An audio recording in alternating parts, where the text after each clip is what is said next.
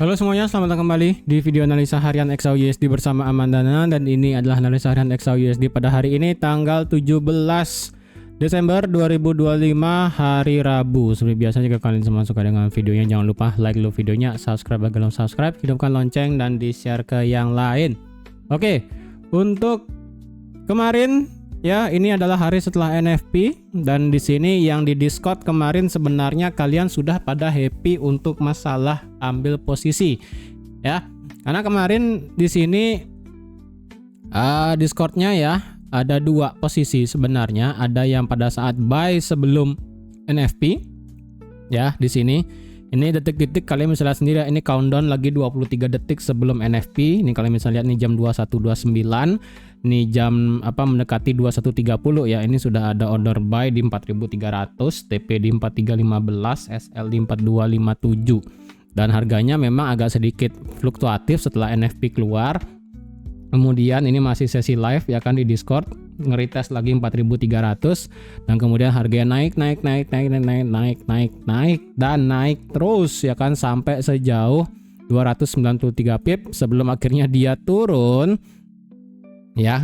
Karena sekali lagi seperti yang sudah saya katakan di Discord bahwa hati-hati, walaupun memang ini NFP-nya cenderungnya bagus untuk bisa terbang jauh untuk di XAU-nya, tapi ingat di minggu ini kita ada dua kejadian penting, yaitu kemarin NFP dan besok adalah data CPI. Jadi dengan data NFP-nya yang bisa dibilang jelek kemarin, berarti memang seharusnya kita tetaplah ambil posisi buy. Kemudian untuk data CPI itu kita akan tunggu untuk besok ya. Jadi kemarin yang di Discord sebenarnya sudah banyak dapat open posisi, dan kalau masih ada yang hold itu sebenarnya antara kalian kena BE atau enggak sebenarnya kalian sudah bisa ambil setengah seperberapa lah ya pada saat dia tembus di 4325. Karena kemarin di Discord sudah saya infokan juga bahwa ada dua senario yang dimana ini kan kemarin SBR-nya ya, ketika nanti dia kena SBR kemudian dia retrace turun ya, dimanapun nanti dia retrace turun dan terjadi pembalikan, kalian boleh ngebuy. Ternyata dia turunnya lumayan jauh untuk ngeretest 4292 di sini, dan dia tidak berhasil tutup secara H1 di bawah 4300. Dan skenario kedua adalah jika dia berhasil break di atas 4325, maka kalian bisa hold untuk ataupun pasang posisi baru lagi dengan target sampai ke 45. Ternyata dia itu lebih prefer dia nabrak ya SBR-nya di 4321 sampai 4325, pas berhenti kemudian dia muter ke bawah, retest lagi 4300 sebelum akhirnya sekarang dia bergerak stagnan ya. Oke, sekarang bagaimana nih untuk di XAUUSD-nya? Sebelum itu sekali lagi untuk promonya di sini ini sebenarnya sisa lagi 2 ya kalau nggak saya, lagi 2 atau lagi 3. Jadi ini promonya lagi 2 atau lagi 3 orang, jadi sampai cepat dia dapat ya kan. Dan kalau misalnya tiba-tiba setelah promo ini selesai banyak permintaan lagi ya, mungkin saya akan pikir-pikir lagi. Oke. Dan pastinya untuk besok untuk masalah data CPI akan saya, kalau bisa sekali lagi ya, kemarin kan karena ada urusan jadi saya baru ingat juga. Jadi kemarin saya itu baru live di Discord sekitar jam 15 menit sebelum data NFP ya kan. Dan kalau bisa sih besok untuk data CPI semoga bisa lebih duluan lah live-nya ya. Nah, untuk sekarang bagaimana nih? Sebenarnya sih ini tetap tidak ada perubahan sih, mungkin bagian bawah doang yang bisa berubah ya. Sebelum itu di sini kalian bisa lihat sendiri untuk data NFP kemarin ya. Data NFP kemarin di sini kalian bisa lihat data NFP di bulan Oktober itu keluar, yaitu adalah sebesar minus 105.000 ya. Berarti data Oktober itu keluar. Kemarin kan katanya data di bulan Oktober pada saat shutdown itu kan tidak akan keluar ya. Jadi ternyata tetap keluar data bulan Oktober, yang dimana data bulan Oktober itu kencang sekali minusnya. Dan kalau kalian breakdown secara bulan Oktober pada saat government shutdown itu, Oktober di sini minus 105 ya, minus 105, yang dimana di sini adalah pada saat bulan Oktober itu government payroll-nya adalah 157.000, kemudian manufacturing payroll-nya minus 9, dan non-farm payroll private-nya drop jauh ke 52.000. Lumayan sih ya, terutama dari segi government payroll karena namanya juga government shutdown ya kan. Jadi banyak pegawai pemerintah yang dirumahkan, di layoff ataupun diapain lah namanya. Jadi memang government shutdown otomatis paling banyak adalah di government payroll-nya. Alhasil pada saat Oktober keluar adalah minus 105.000.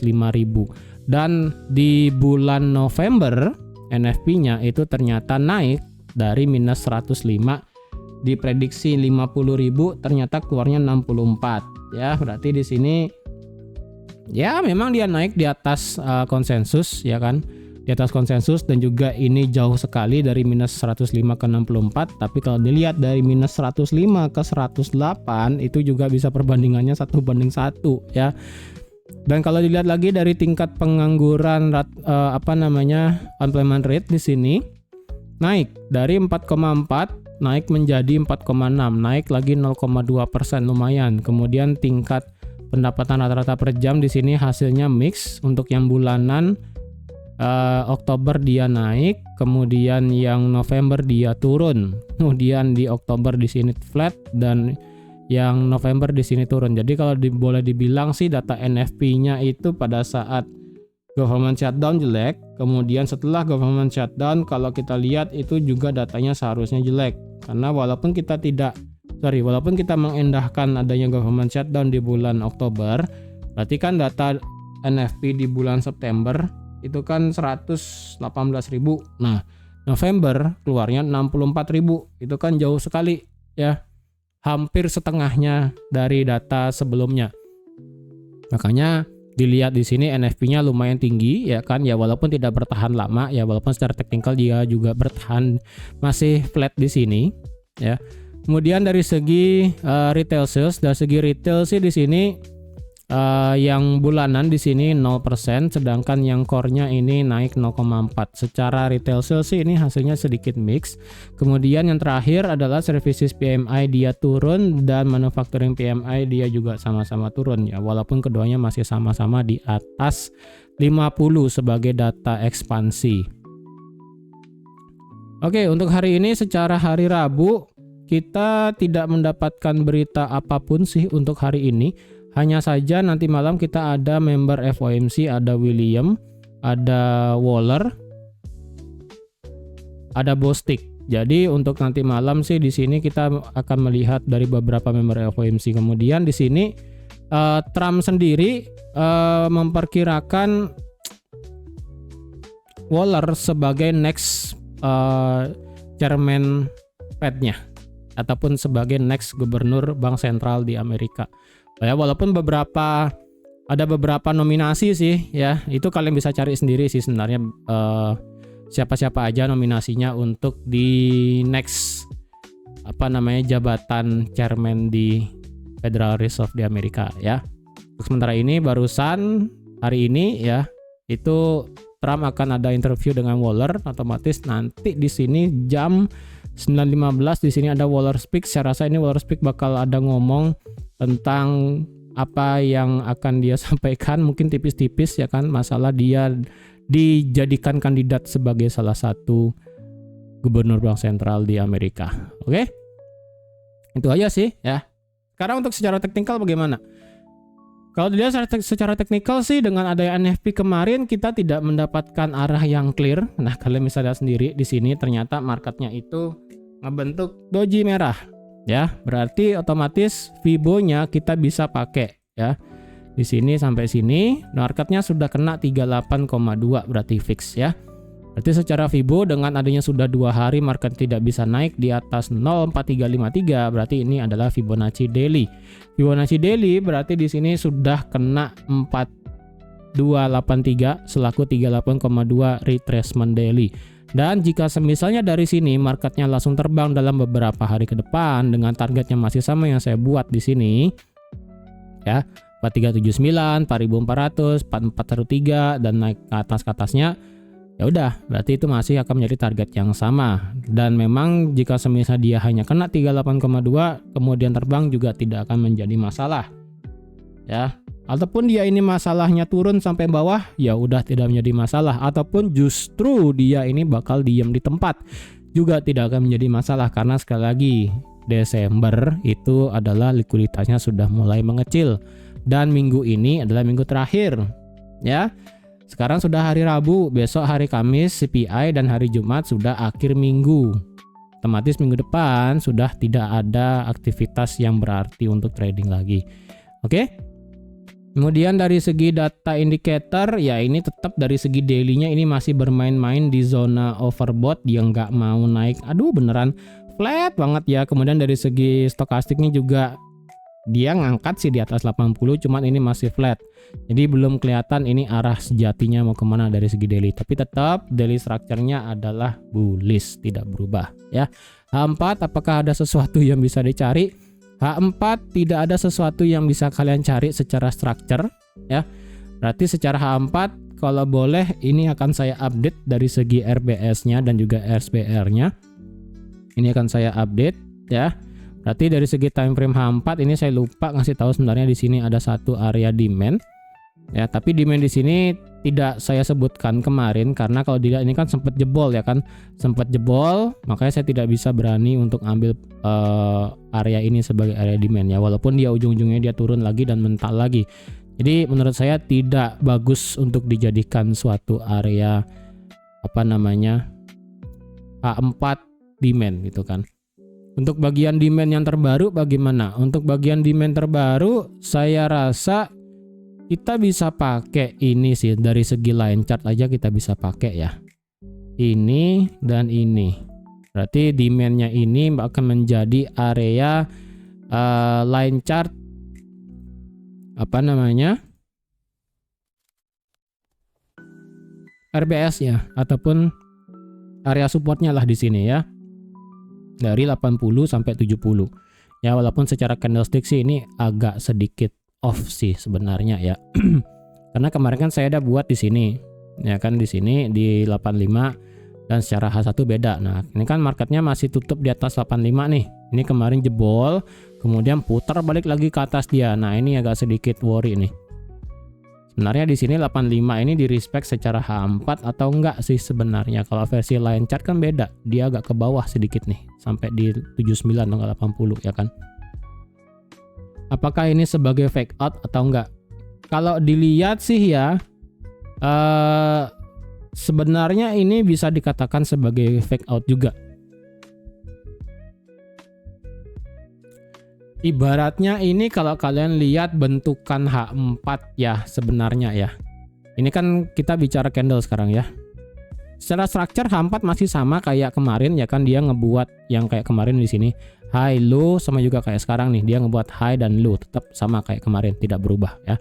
Sebenarnya kalau dilihat di sini saya rasa 85 masih bisa dijadikan untuk sementara sih. Sebenarnya di sini saya agak ragu dikit ya, cuman menurut saya sih ini masih oke untuk dijadikan sebagai area support lah ya dari segi time frame H4 walaupun kemarin sempat di breakout.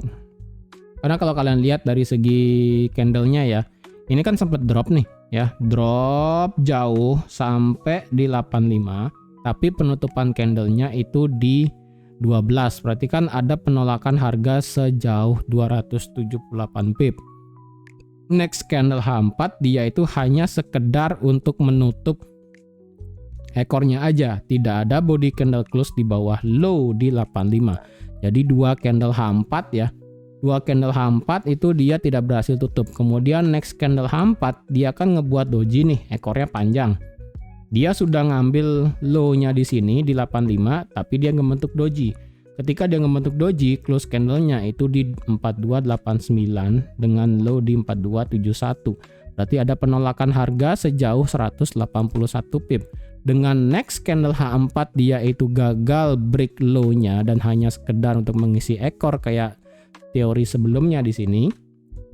Berarti sebenarnya ini 85 masih bisa dikatakan sebagai area supportnya.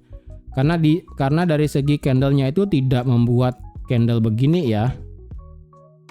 Ini kan kalau candlenya yang bagus kan begini ya. Untuk momentumnya beneran turun itu harusnya begini. Ya, dia close di sini, open, dia break low-nya, kemudian juga close candle. kemudian ada candle buka lagi ya, next candlenya, dan tutup juga di bawah low-nya kayak begini. Nah ini baru bisa saya katakan sebagai marketnya memang drop kencang. Nah tetapi dengan adanya dia drop ke 85 reject, kemudian dipaksa turun tembus, kemudian turun lagi tembus, saya rasa ini 85 menjadi area krusial di H4 sih.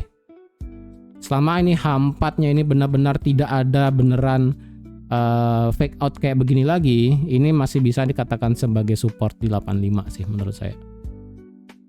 Kalau kalian mau paksa sih 85, kalau kalian mau paksa sih mungkin agak ke bawah ya. Kalau kalian mau pakai ini yang terbaru sebagai 75 ya, sebagai SBR-nya, RBS-nya di 75 juga nggak masalah. Ya menurut saya sih 85 aja, dengan kondisi perlu lihat close candle H4 seperti apa. Tapi kalau kalian mau pakai yang terbaru di 75 ya it's okay, nggak masalah juga ya.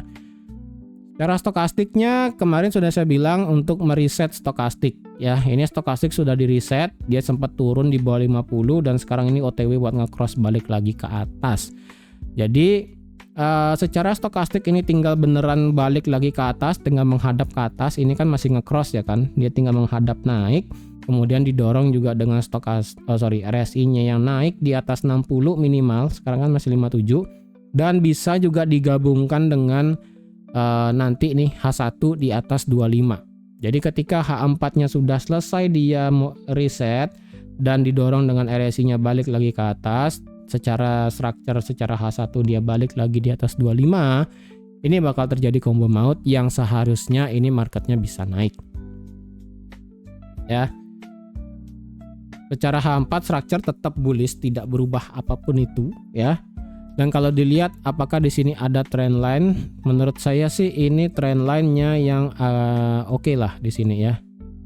Di sini juga ada trend line H4, jadi kalian boleh pikir-pikir untuk mencari trend line di sini. Jika nanti combo mautnya itu berarti ada konfirmasi lagi satu ya. H4 nge-cross naik, didorong 60, kemudian dia di atas trend line, H1 juga combo mautnya di atas 25, H4 juga di atas 25. Kayak begini semua, menurut saya ini bakal peluang besar terjadi breakout structure ke atas.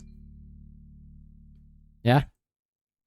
Dan apakah ini bisa menjadi bullish flag? Menurut saya sih ini agak dipaksakan.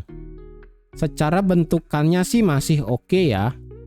Karena sekali lagi kita kalau bicara bullish flag ini kita perlu lihat juga lebarnya seberapa dan tiangnya segede apa. Kalau memang ini adalah bullish flag, kayaknya di H4 kita nggak kelihatan deh. Mungkin di H8 ya, mungkin di MT5 kelihatan. Mungkin nanti di Discord akan saya coba screenshot ya.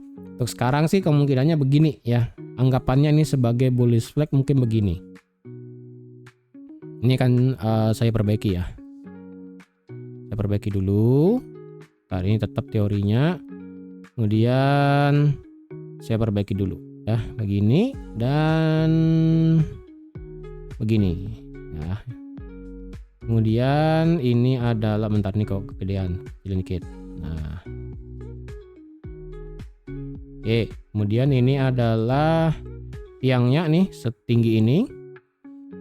Menurut saya sih ini masih oke dikatakan sebagai bullish flag karena tiangnya ini cukup tinggi ya, tiangnya cukup tinggi dan walaupun di sini besar benderanya bisa dibilang agak gede ya, walaupun sebenarnya sih kalau bisa sih segini ya besar benderanya nih, nggak gede-gede banget, tapi kalau menurut saya sih ini ya masih bisa ditoleransi karena tinggi tiangnya lumayan. Dan kalau memang ini adalah bullish flag sejati dari segi time frame H4 atau H8 atau H6 ya kan, target jika memang ini bullish flag adalah jika dia breakout hari ini atau enggak H4 di sini, intinya dia ke atas.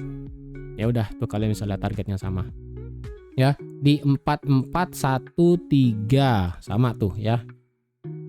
Nih, dah. 4413 ya, naik lagi dikit lah 4415 gitu kan. Intinya ini bisa nge-sweep ke atas, ke atas, ke atas dan ke atas. Jika memang ini sebagai bullish flag ya, menurut saya ini kalau kalian berpandangan bullish flag oke. Cuman tadi yang saya problemnya adalah bagian bawahnya doang. Ya. Bagian bawahnya doang yang agak sedikit susah untuk dilihat sebagai bullish flag karena kan kalau bagian atasnya kan rapi nih. Karena kalau kita pakai trendline pun bisa. Untuk bagian bawah di sini trendline mana yang kita mau bisa pakai? Ya, apakah trendline ini? Tapi kalau kita pakai trendline yang ini kan jebol ke bawah nih. Ini ada low di sini soalnya. Jadi agak sedikit payah. Kalau kita pakai line chart, kalau kita pakai line chart, sorry. Oke. Seharusnya sama. Nah, kalau pakai line chart ini nggak sesuai ya. Dia malah ngebentuknya itu melebar ya nih, kayak apa ya? Ya intinya melebar lah nih ya. Dia semakin rendah ke bawah, dia juga semakin ke bawah. H4 versi line chartnya itu dia ngebuat lower low justru ya. Dia ngebuat low, lower high dan lower low. Ini nggak cocok dibilang sebagai bullish flag juga secara line chart ya. Jadi kalau dilihat ini memang pandangannya tetap naik, secara swingnya tetap adalah buy ya.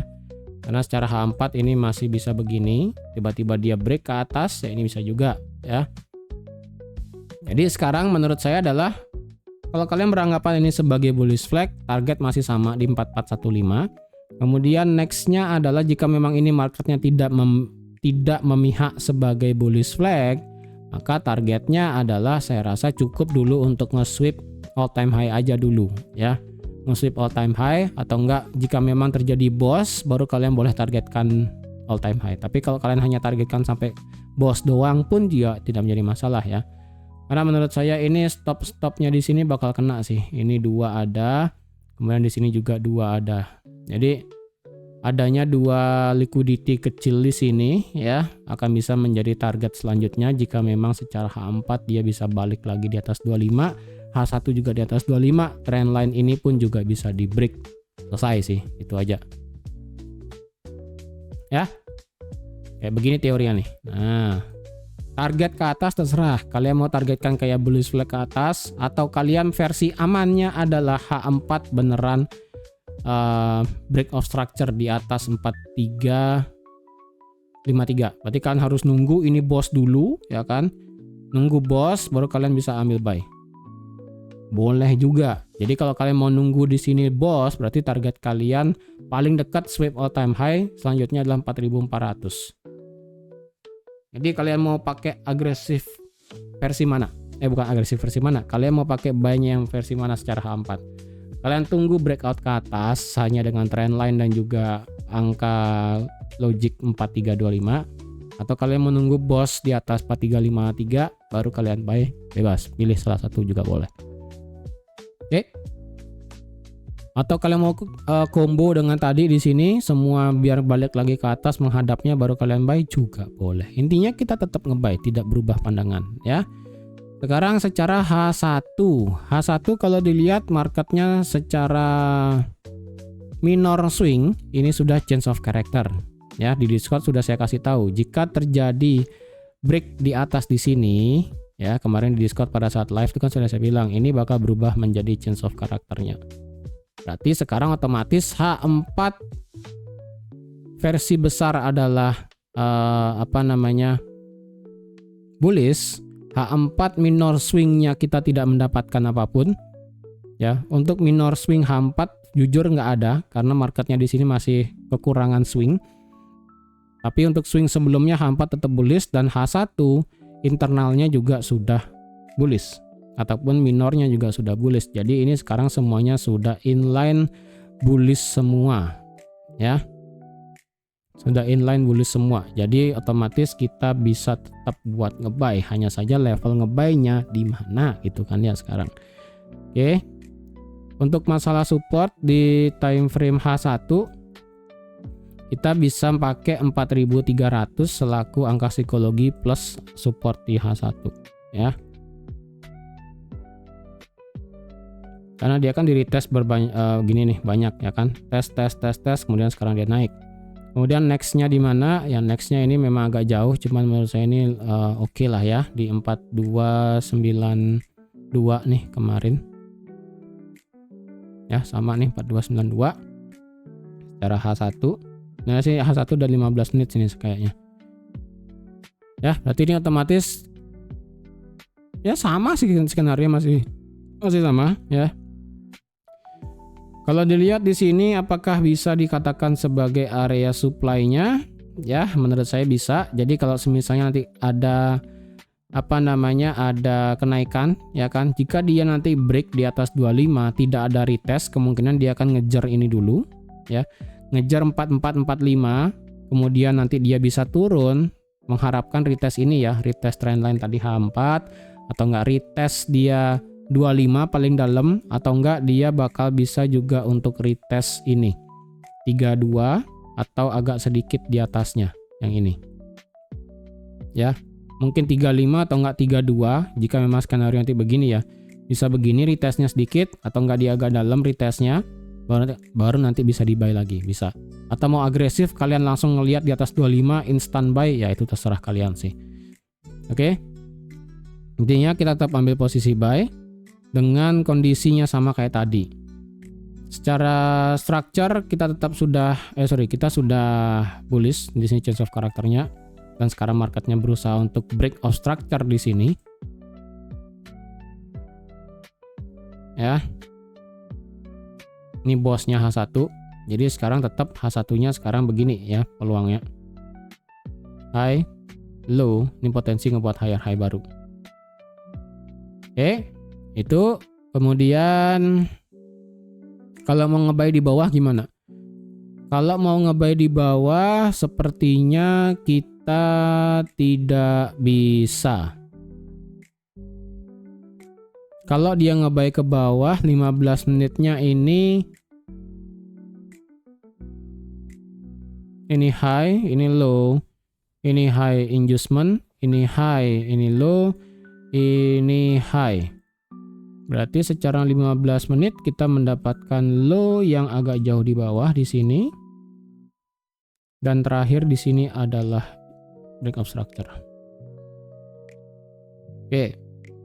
Berarti selama dia tidak turun di bawah 4296 selama 15 menit, kalau dia marketnya turun, ya bisa sih di buy ya kan. Paling dekat sekarang ini H1-nya adalah di sini ada fair value gap kecil, dan di sini bisa dibilang sebagai area demand baru. Jadi kalau misalnya nanti marketnya turun ya kan, kalian boleh consider ini sebagai area-area buat nge-buy.